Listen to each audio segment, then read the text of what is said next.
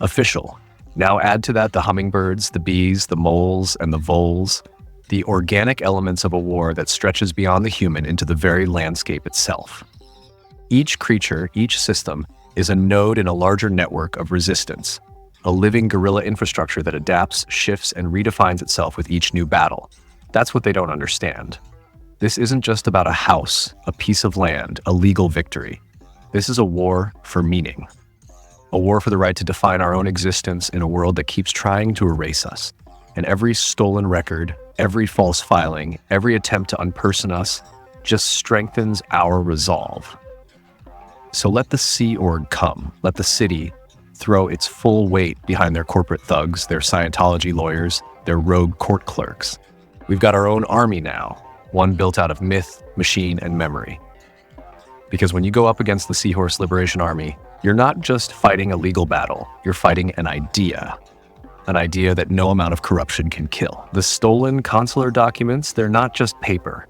They're relics of a new nation we carved out in the jagged outlines of jurisdictional chaos. They thought they could erase us, bury us under an avalanche of falsified claims and fraudulent transfers, but they didn't understand the full scope of what they were dealing with. This isn't just a property battle. It's the creation of a sovereign mythos. Every line of text they confiscate, every document that goes missing only adds to the legend.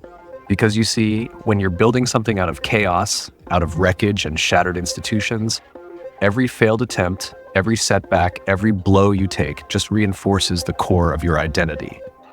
We aren't just claiming land, we're claiming a story, a narrative space outside of what they're willing to grant. That's why the legalese is riddled with poetic stabs, why the documents are drafted like manifestos. Every lost page is just a piece of the puzzle they can't solve. We'd already turned the house into a fortress of symbols. Think about it. The fashion statements that turned into legal maneuvers, the high-heeled Eiffel Towers against the cracked marble floors of the courthouse, the typewriter that thundered out our defiance like machine gun fire. All of it was ritual, mythopoetic warfare.